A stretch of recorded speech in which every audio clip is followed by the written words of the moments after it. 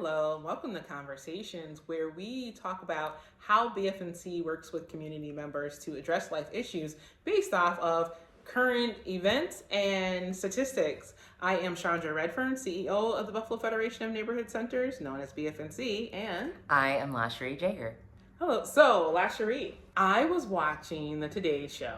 Well, the recap, because I can't actually watch it, right? Because I'm usually at work. But I was watching the recap of the Today Show the other day, and they had a Black female psychiatrist, Dr. Judith Joseph, who has a book coming out called High Functioning: Overcoming Your Hidden Depression and Reclaim Your Joy. Wow. And she talks about in her book apparently these 5 V's, like validation, venting, vitamins, values, and vision. Wow. And basically discusses her own journey. Like she's this totally high-powered, super smart psychiatrist and graduated top of her class, all of these things, right? And she, had a baby, all of these things, right? Just life going on. And she was really struggling with severe depression.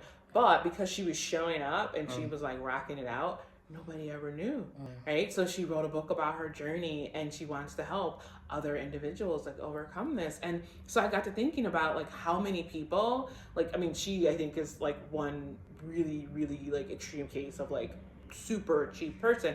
But how many everyday people are like going to work, taking care of their kids, going to school, and really struggling with depression, and no one ever knows because they don't say anything and they appear to be okay. Yeah. I'm so grateful for the conversation that's starting to be had, because I know that for me personally, it's an awakening. It's a process. And especially if you're not asking yourself if you're okay, if no one else is asking you if you're okay, you're running businesses, you're helping family, you're here, you're there, you're running a house, you're a wife, you're all the things, right? And then there's still so much more that you could be. But if you are performing in those roles well, no one's asking. And then you're even not asking yourself because you're just like, I don't really even have time for that.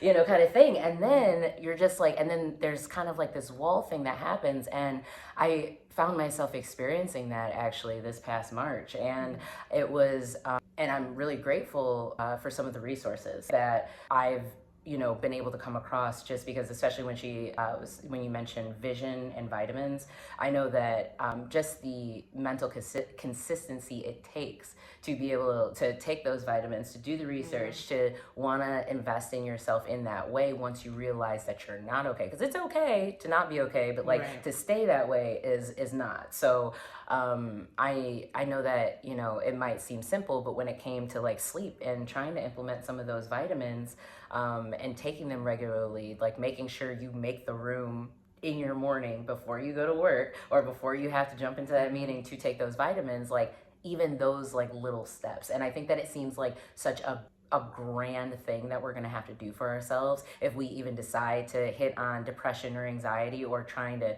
rid ourselves of it. But it's those little steps. And so it's just like, just to even be having this conversation, and being able to, and I know you say this all the time, like, having that conversation and not keeping it dormant, not isolating yourself, but actually, forcing yourself to, allow those things to come to the surface and not be afraid of them is, we know that that's the first step. So I can't wait to read the book. I'm excited. I'm excited about it, right? Like, because I feel like we have to normalize these types of conversations. Yes, that's it. And that's one of the things that we try to do here at BFNC is normalize that, like, everyone should want to be emotionally well, right?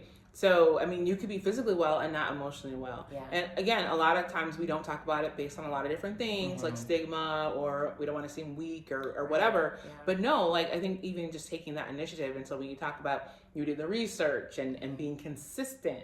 And, a lot of times people have problems with that, and so we do have services here to help, individuals in community, trying to navigate health. What's the best provider, like who's going to listen to me? That's what care managers do, right? Like, they help people to manage their lives. And so it is a service that I'm really, really grateful that we're able to provide for people that a lot of people don't even know about, right? And so, there's certain criteria to get this service, but I mean, generally there's a lot of people that could benefit from, I would say, someone like organizing your life, you know, that type of thing. Absolutely. So yeah. Absolutely. So I am looking forward to the book coming out and seeing what, you know, I think the audio version drops next week. So I'm an audio book person at times. So am I. So absolutely. I am looking forward to that.